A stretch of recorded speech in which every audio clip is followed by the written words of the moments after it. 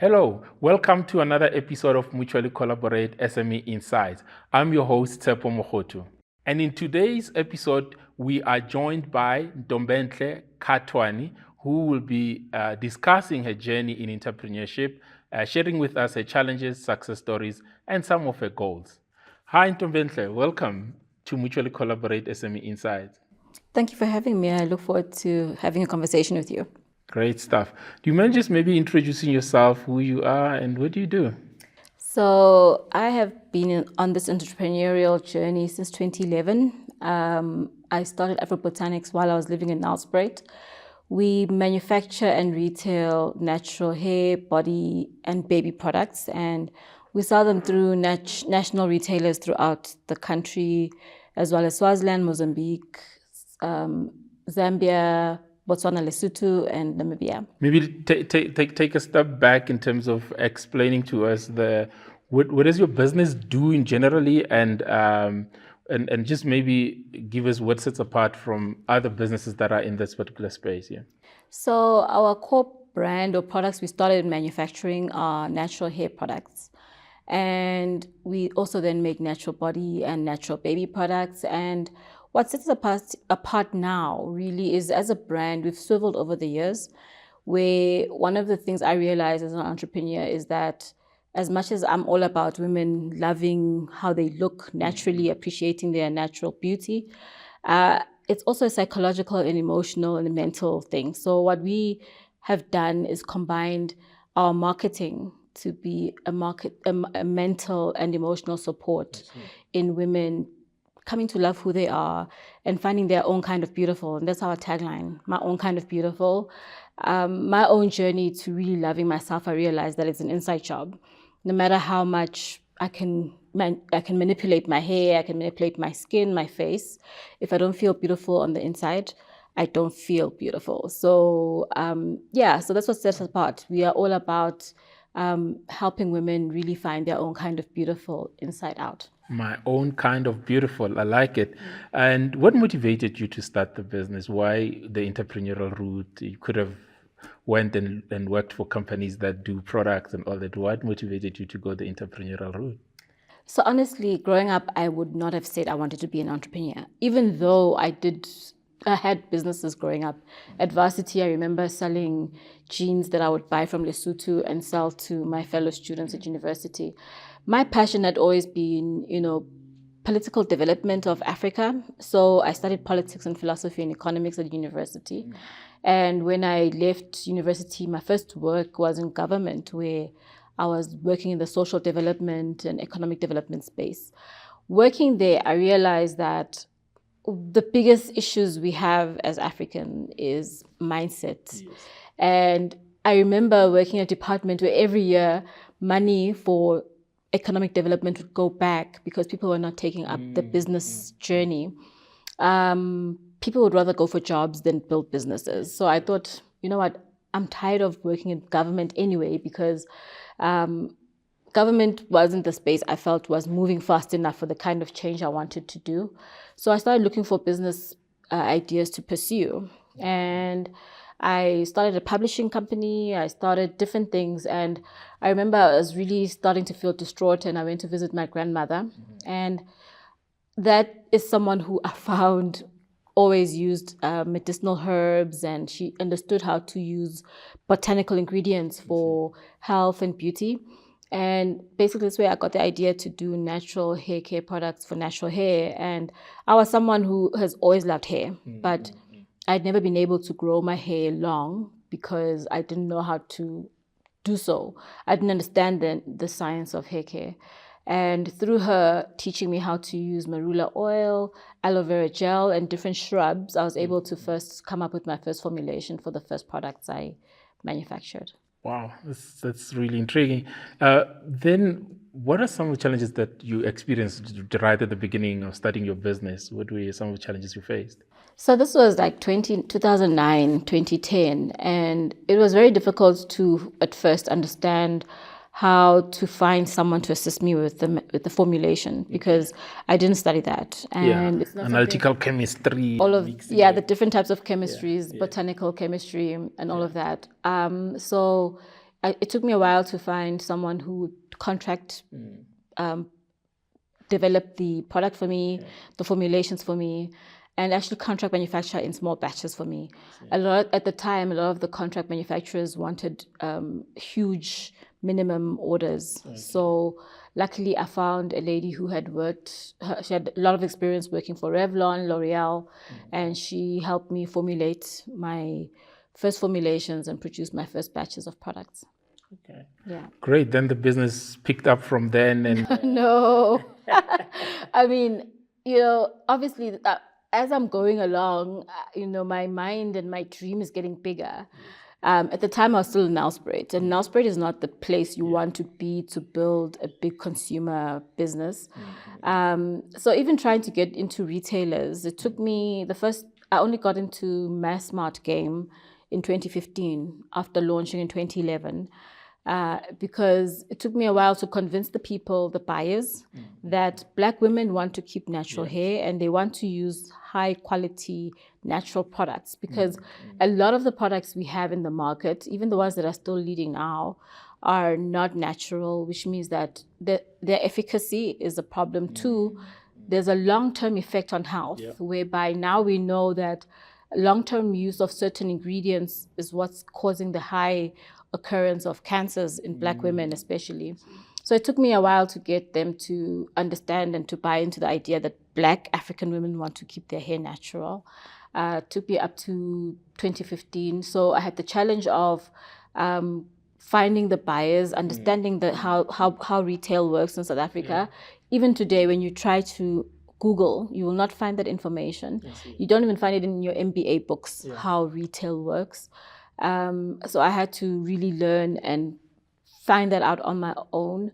And then also, the first question a buyer will ask you is, do you have the capacity to supply my 1,000 stores? And obviously, I didn't have the capacity by that time. I had used my initial pension after I left government to invest in my business, but that quickly ran out. And when I tried to go for funding, I was told that they only fund manufacturing businesses at the time. This was the IDC.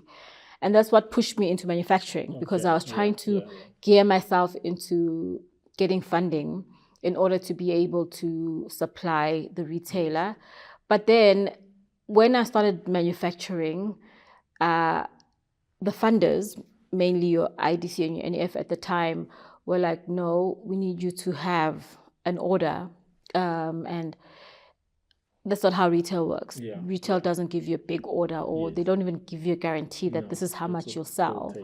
So those are some of the challenges that I faced at the beginning. When it came to marketing and creating awareness of the brand, it was easier because Afro-Botanics was basically the first brand, essentially South African brand, to go into natural hair care.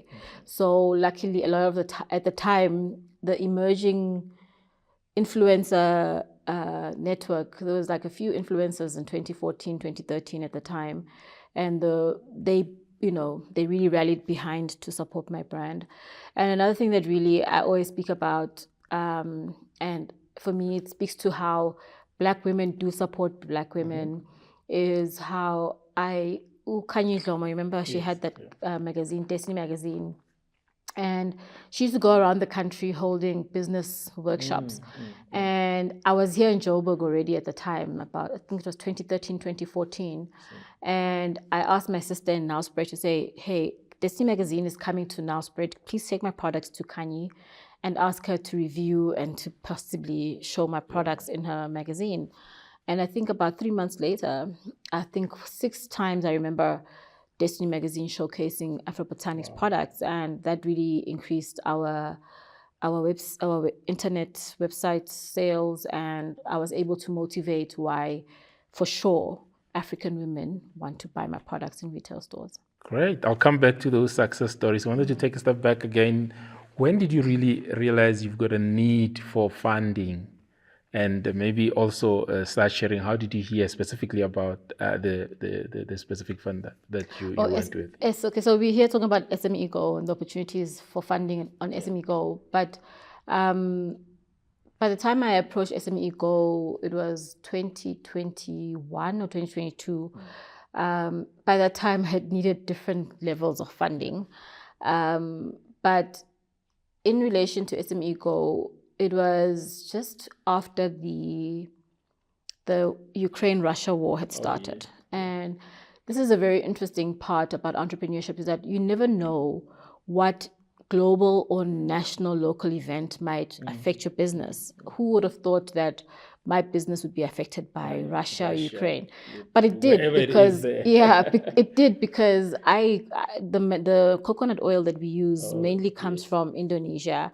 A lot of other natural ingredients come from Ukraine, and they're supplied to manufacturers in France and Germany. And because of that war, there were a lot of raw materials that we were no longer able to get in the country. And so that I was able to fulfill my orders, it hit my cash flow, and I found myself needing urgent cash flow in order to meet obligations such as paying the rent and paying salaries. Sure. So that challenge in terms of importing some of the ingredients and getting them somewhere, did it change the mindset in terms of maybe we should own the full value chain and start producing some of those raw materials ourselves?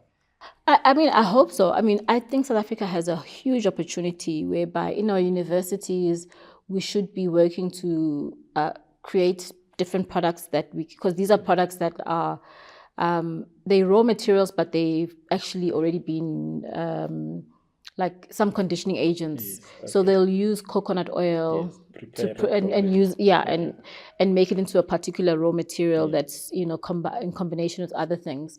There is a huge potential and opportunity for South African entrepreneurs, or like those, especially those in universities who are busy experimenting with different things for production and creating those kind of products. So then with maybe just with this specific SME Go, you could also share even generally in terms of funding that you've received at different stages of your business as well, in terms of how did you find the process to really get to where you get the funding, from where you start to where getting it? Because I hear a lot of people experiencing a lot of challenges when it comes to really applying and trying to get funding. Yeah.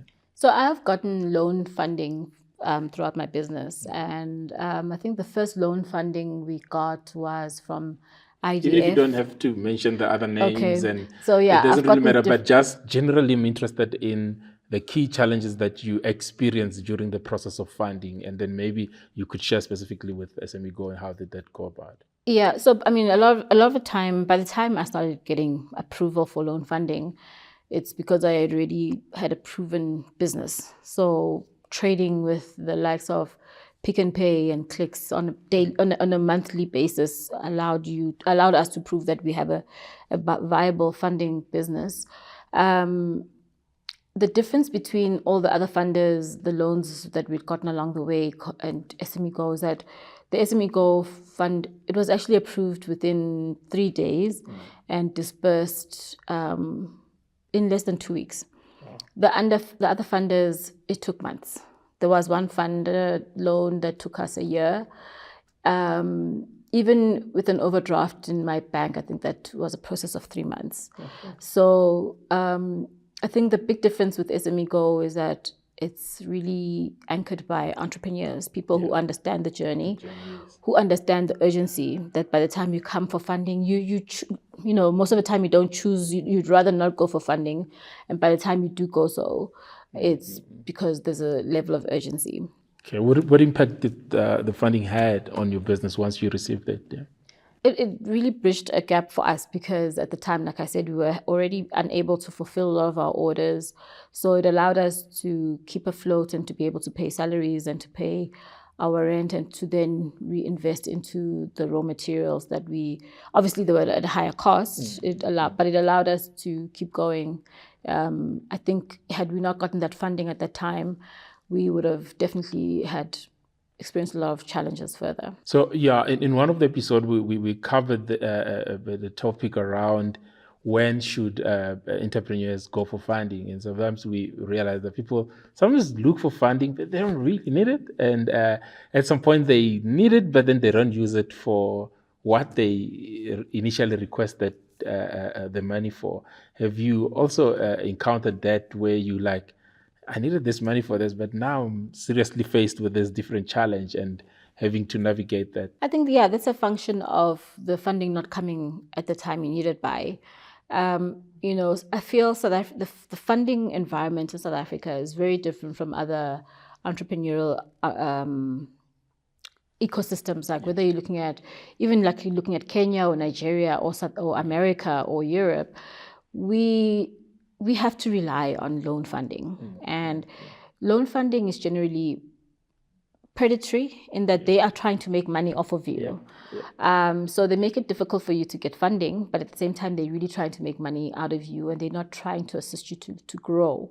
So the fact that if I get a loan today, I must start paying it the end of the next month, for example. So there are very few people who are able to access, especially as a Black entrepreneur, it's very hard to access equity or investment funding, especially in the space that I'm in, which is manufacturing or fast-moving consumer goods. At the moment, a lot of the investor funding is available for those in tech and fintech.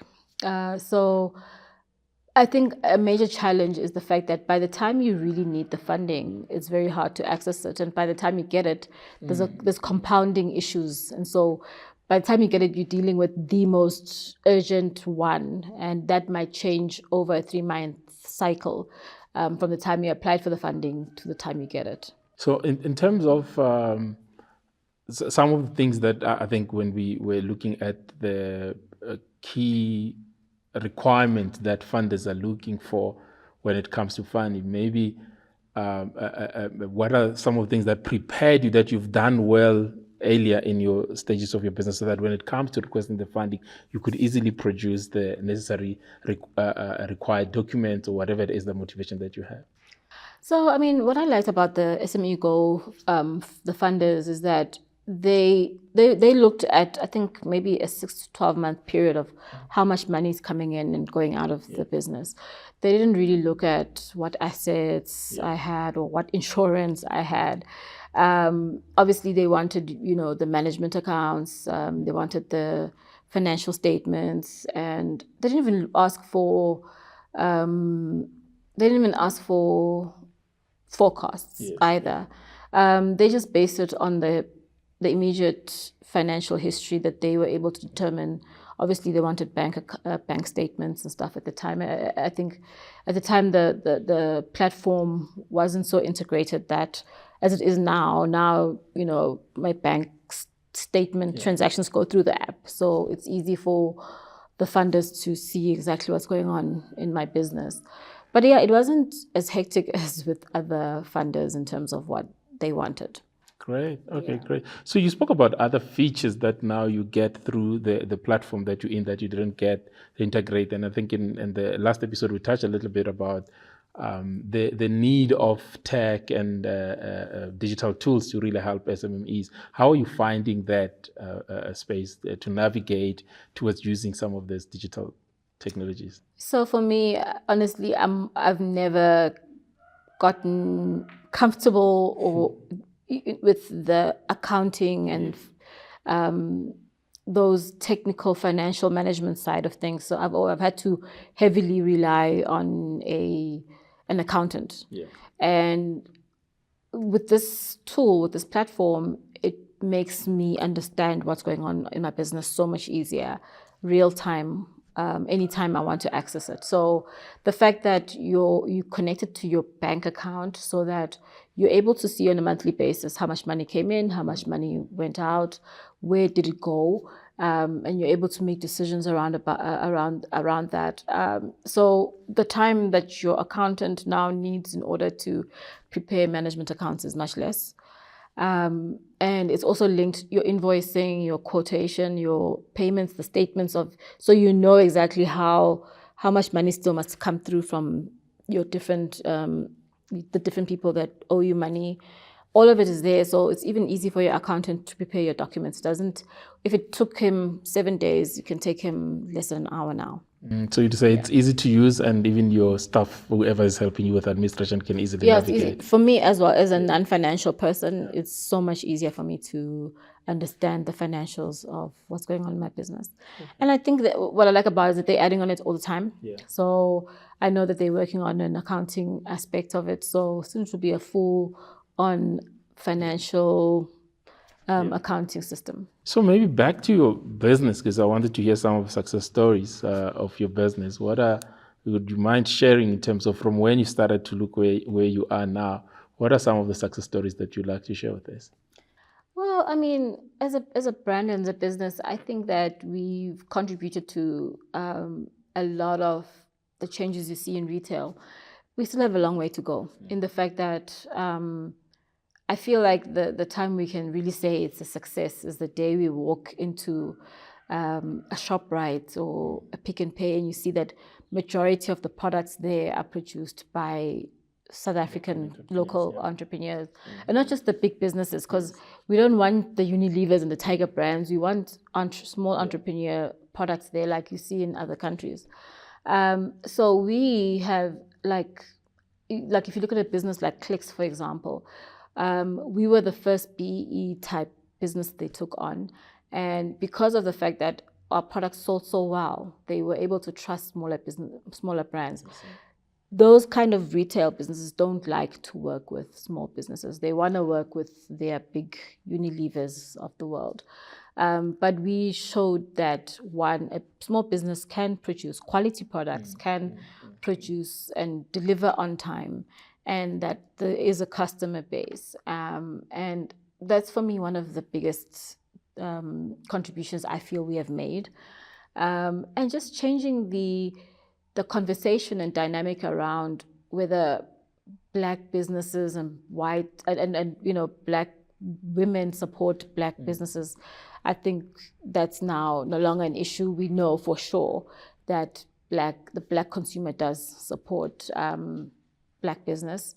And of course, we've won a lot of awards, but I think I'm at a point now in my life where awards don't define me. You're so used to getting there. Not because I'm used to it, it just doesn't matter. It doesn't define you. Like, I think you become, there was a time when it mattered to me that every year I should get recognized for my business, how well my business is doing.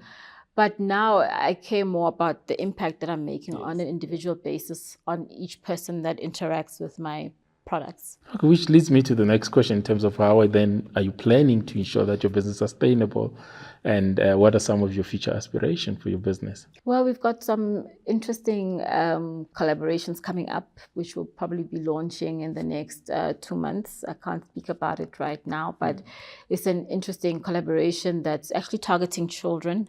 I feel we have a brand that's for children, but I feel like we don't converse enough and bring South Africa. We still don't, even TV shows, we still don't speak to children. There's a big gap between baby and then teenagers. No one speaks to the age group between 4 and 16, in my view. So the brand that we're launching is a beautiful collaboration that will bring around conversation that brings children into the spotlight. And we're also looking to go global, get our products overseas. But we've also now intentionally been targeting, your spaza and your what they call informal markets. So your wholesalers. It's a more difficult market to access because it's so fragmented. If you're supplying to a ShopRite, you deliver to ShopRite. Their distribution center, then they distribute to their stores all over the country. But with informal markets, the informal market is, we can't measure it, but it's as big and as vibrant as formal retail. And it has its own challenges, of course. Yeah, it's like you have to deliver, store to store. How are you going to reach a store in Tzaneen, for example? But you'll find that if you look at like a place like Bushbuck Ridge in Mpumalanga, Limpopo, there's a lot of people there, and those people need to be serviced as well. So it's a bit difficult for a small business like to reach that market. But and there's also very exciting developments in terms of online. Finally, we are, I think, as a country, we're growing online. People are more comfortable shopping online. I see the trend really on buying online. It's really growing. I hope it grows more. Yeah. I hope it grows more because, you know, from a product perspective, the retailer makes more money off of my product than I do. But if I'm able to sell directly to consumers, either through my website or through Take-A-Lot, I make more money. So hopefully we see that online trend really swing up. Okay, great. Yeah, I also understand that even the informal market, they're trying to organize themselves to go buy in bulk, buy together, and all that stuff. I guess that will also change to deal with those issues, because if they come together and organize themselves, and I've heard there's already a platform that has been put on there, so where they can come connect and then say what they want, and then one person makes the order, and then it gets delivered in bulk. I need to hear about that. Yeah, I'll share with you more offline if you're around it. But it's really exciting to hear that there's a lot of growth in that particular space, because that's an area where if you get those informal markets coming together, then it makes life a little bit easier for the suppliers as yourself and all. So last, maybe towards some of my last comments. I mean, you said you're in manufacturing, and I think one of the challenges we see in South Africa, we consume a lot instead of producing and going into manufacturing. And you mentioned that one of the challenges you had right at the beginning was to really navigate into this manufacturing space. I guess, is it because of the standards that are required, the stuff that you need, or is it mainly just putting the infrastructure and the logistics to really run that part of the business? So when you manufacture, and then manufacturing is challenging. It takes it requires a lot of investment. When you manufacture and you have a brand, you basically have two businesses.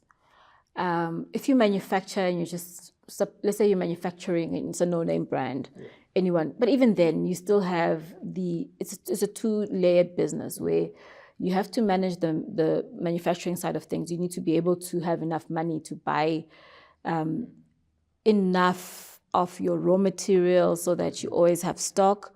And on this side, you have to ensure that you're building enough of your brand and building enough customers in order for you to move the product.